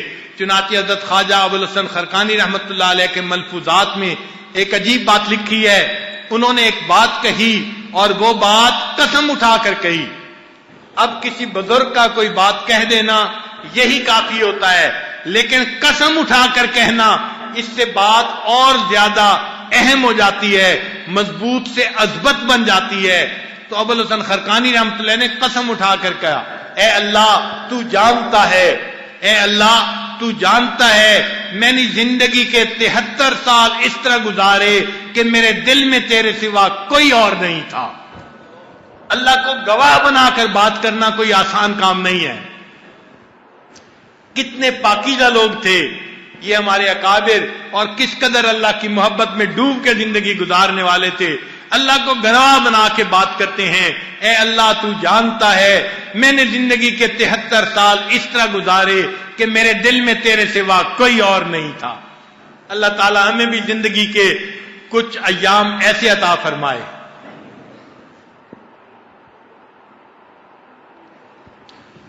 ایک مرتبہ حضرت خواجہ بہاؤالدین نقشبند بخاری رحمت اللہ علیہ اپنے شیخ حضرت خواجہ امیر کلال رحمت اللہ علیہ کو ملنے کے لیے تشریف لے گئے۔ چونکہ اس علاقے میں سردی بہت تھی تو رات کو آگ جل رہی تھی اور امیر کلال رحمت اللہ علیہ وہ آگ کے قریب بیٹھے ہوئے تھے گرمی لینے کے لیے۔ تو جب نقشبند رحمت اللہ علیہ نوجوان تھے وہاں گئے تو انہوں نے ایک یعنی صدری پہنی ہوئی تھی، جیسے چمڑے کی بنی ہوئی ایک صدری ہوتی ہے، جیکٹ ہوتی ہے، انہوں نے پہنی ہوئی تھی۔ یہ گئے تو شیخ نے فرمایا کہ نقشبند بہاؤالدین تم اس آگ کو بجھنے نہ دینا، اس کے اندر لکڑی ڈالتے رہنا۔ یہ لکڑی ڈالتے رہے، جب بندہ سردی کے موسم میں بھی آگ کے قریب رہے نا تو گرمی لگتی ہے، پسینہ آتا ہے۔ ان کو جب پسینہ آیا تو انہوں نے اپنی آستین اتاری، اب اتارتے ہوئے ہاتھ سے چھٹی تو آگ کے اندر گر گئی۔ اب یہ حیران کھڑے ہیں کہ میری جیکٹ اتر کے آگ کے اندر گر گئی۔ امیر کلال رحمت اللہ نے فرمایا بہاؤالدین جاؤ اور اپنی جیکٹ کو آگ میں سے نکال کے لاؤ۔ تو بہاؤالدین رحمت اللہ نے فرمایا حضرت اگر وہ لوہے کی بھی بنی ہوئی ہوتی تو اب تک وہ جل چکی ہوتی، اتنی زیادہ آگ ہے۔ امیر کلال رحمت اللہ نے فرمایا نہیں جاؤ تم اس کو نکال کے لاؤ۔ جب شیخ کا حکم ہوا تو حضرت نقشبند رحمت اللہ علیہ آگ کے اندر قدم رکھا، اندر گئے اور اپنی جیکٹ صحیح سلامت نکال کر لائے، اور خود بڑے حیران تھے کہ یہ کیا ہوا، میری جیکٹ کو آگ نے نہیں جلایا۔ تو امیر کلال رحمت اللہ نے فرمایا کہ بہاؤالدین اس بات کو یاد رکھنا کہ جن لوگوں کے دل اللہ کی محبت میں ڈوبے ہوئے ہوتے ہیں ان کے جسم سے جو کپڑے لگتے ہیں دنیا کی آگ ان کپڑوں کو نہیں جلاتی، تو جو لوگ اللہ والوں کے دلوں میں بستے ہیں اگر اللہ تعالیٰ قیامت کے دن ان کو جہنم کی آگ سے بری فرما دے تو کیا بعید ہے۔ تو جن کے دل اللہ کی محبت میں بھرے ہوتے ہیں ان کے دل میں جگہ پا لینا یہ بڑی نعمت ہوتی ہے۔ ہم اپنے اکابرین کے دلوں میں جگہ پا لیں، ان کے محبوب نظر بن جائیں، اللہ تعالی ہمیں ان کے دلوں میں جگہ عطا فرما دے۔ چنانچہ حضرت خواجہ عبد الخالق غیدوانی رحمت اللہ علیہ ان کا ایک ملفوظ پڑھا، اور اس ملفوظ کو پڑھ کے تقریباً پورا دن ہی یہ عاجز روتا رہا کہ ان بزرگوں کے دل کتنے بڑے ہیں اور یہ اپنی محبتوں میں کتنے مخلص ہیں۔ وہ ملفوظ آپ بھی سن لیجئے۔ حضرت خواجہ عبد الخالق غیدوانی رحمت اللہ علیہ فرماتے ہیں اگر کوئی مکھی ہم سے یا ہمارے احباب میں سے کسی کے جسم سے اڑ کر گئی اور کسی دوسرے بندے کے جسم پر بیٹھی تو جب تک اللہ تعالیٰ اس بندے کو جہنم سے بری نہیں فرما دیں گے ہم اس وقت تک چین سے نہیں بیٹھیں گے۔ اگر کوئی مکھی ہم سے یا ہمارے احباب سے مراد خلفائے سلسلہ جو بھی آنے والے ہیں قیامت تک، اگر کوئی مکھی ہم سے یا ہمارے احباب کے جسم سے اڑ کر گئی اور کسی دوسرے بندے کے جسم پر جا کر بیٹھی، اتنا کمزور سا تعلق ہے، فرمایا جب تک اللہ تعالیٰ اس کو جہنم کی آگ سے بری نہیں فرما دیں گے ہم اس وقت تک چین سے نہیں بیٹھیں گے۔ اگر اتنے کمزور تعلق کا وہ اتنا لحاظ کر رہے ہیں تو جو بندہ سلسلے میں بیعت ہوگا، مراقبے کرے گا اور مجاہدے کرے گا اور اللہ کی محبت کو پانے کے لیے زندگی لگائے گا، پھر اس کی محنتوں کا کتنا لحاظ کریں گے۔ یہ سچے لوگ ہیں، اللہ تعالیٰ ہمیں ان سچوں کے ساتھ محبت میں نتھی فرما دے اور اللہ تعالیٰ ہمیں بھی اپنی سچی محبت عطا فرما دے۔ حضرت مجذوب رحمت اللہ علیہ عجیب اشعار فرماتے ہیں، ذرا توجہ سے سنیے۔ کس کام کا وہ دل ہے کہ جس دل میں تو نہ ہو، کس کام کا وہ دل ہے کہ جس دل میں تو نہ ہو، بس نام کا وہ گل ہے کہ جس گل میں بو نہ ہو، خلوت میں لاکھ بیٹھیے خلوت مگر کہاں، جب تک کہ جان و دل میں بسا تو ہی تو نہ ہو۔ انسان اگر خلوت میں بیٹھے تو دل میں تو ہی تو بسا ہوا ہو، پھر انسان کو خلوت کے مزے آتے ہیں۔ چنانچہ اللہ تعالیٰ سے دعا مانگنی چاہیے کہ اللہ تعالیٰ ہمارے دلوں کو اپنی محبت سے بھر دے۔ فخر الدین عراقی رحمت اللہ علیہ کے کچھ اشعار عجیب ہیں، فرماتے ہیں سنما رہے کلندر سزے در میں من نمائی کہ دراز و دور دیدم رہو رسم پارسائی۔ اے میرے رہبر، اے میرے رہنما، اے میرے شیخ، میرے لیے تقوی اور پارسائی کے راستے سے اللہ تک پہنچنا یہ بہت مشکل اور دور کام نظر آتا ہے، لہذا تو کوئی ایسا قریب کا راستہ مجھے بتا دے کہ جس سے میں اللہ تعالیٰ تک پہنچ جاؤں، یعنی توجہات کے ذریعے مجھے اللہ تعالیٰ تک پہنچا دیجئے، جذب کے راستے سے مجھے اللہ سے ملا دیجئے، سلوک کے راستے سے ملنا تو بڑا لمبا راستہ ہے۔ سنما رہے کلندر سزے درب من نمائی کہ دراز و دور دیدم رہو رسم پارسائی، بطواف کعبہ رفتم بحرم رحم ندالن۔ میں جب طواف کعبہ کے لیے گیا تو مجھے انہوں نے حرم میں داخل نہ ہونے دیا کہ برونچ کار کر دی کہ درون خانہ آئی، کہ اے بندے تو گھر سے باہر کیا کرتا رہا ہے، اب تو میرے گھر میں داخل ہونے کے لیے آ گیا ہے، باہر تو کیا کرتوت کرتا پھرا ہے، اے میرے چاہنے والے باہر تو نے کیا حرکتیں کی ہیں، اب تو میرے گھر میں میرے پاس داخل ہونا چاہتا ہے۔ آگے فرماتے ہیں بزمین چو سجدہ کردم لے زمین دا برآمد، کہ جب میں نے زمین پہ سجدہ کیا تو زمین سے آواز آئی کہ مرا خراب کر دی تو بسجدہ رعائی، اور رعا کے سجدہ کرنے والے تو نے مجھے بھی خراب کر ڈالا۔ زمین سے آواز آئی اور رعا کے سجدے کرنے والے تو نے مجھے بھی خراب کر ڈالا۔ تو اگر ہم زبان سے اللہ کی محبت کے نعرے لگائیں اور ہمارے عمل اس کے خلاف ہوں تو پھر اللہ کی محبت میں ہم جھوٹے ہوں گے۔ اللہ تعالی ہمیں اپنی محبت میں سچا فرما دے اور ہمیں اپنا وصل عطا فرما دے۔ چنانچہ مولانا روم رحمت اللہ علیہ نے مجنو کے بارے میں چند اشعار لکھے ہیں، بڑے عجیب ہیں، ذرا توجہ سے سنیے گا۔ فرماتے ہیں دید مجنو رای کے صحرا نورد در بیابان غمش بنشست فرد۔ مجنو کو کسی نے دیکھا صحرا کے اندر، ایک بندے نے، کہ وہ بیابان غمش کے اندر اکیلا بیٹھا ہوا تھا۔ ریگ کاغذ بود انگشتہ قلم، کاغذ کو اس نے اپنے لیے، ریت کو اس نے اپنے لیے کاغذ بنا لیا تھا اور اپنی انگلی کو اس نے قلم بنا لیا تھا۔ می نمود اے بہر کس نامہ رقم، ایسے لگتا تھا دیکھنے سے کہ جیسے کسی کو بیٹھا ہوا وہ خط لکھ رہا ہے۔ گفت اے مجنون شیدا چیز تو اس بندے نے پوچھا اے عاشق مجنون تو کس کو جو ہے یہ کیا بیٹھا لکھ رہا ہے؟ می نویسی بیر نامہ کیست تو کس کو یہ بیٹھا ہوا خط لکھ رہا ہے؟ گفت اے مجنون شیدا چیست می نویسی بہر نامہ کیست گفت مشق نام لیلی می کنم، مجنون نے جواب دیا میں تو لیلا کا نام لکھنے کی مشق کر رہا ہوں۔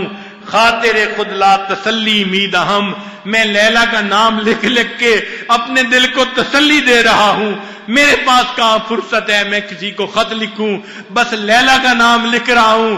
نام لکھنے سے میرے دل کو تسلی ہو رہی ہے کہ مجھے اس سے محبت ہے۔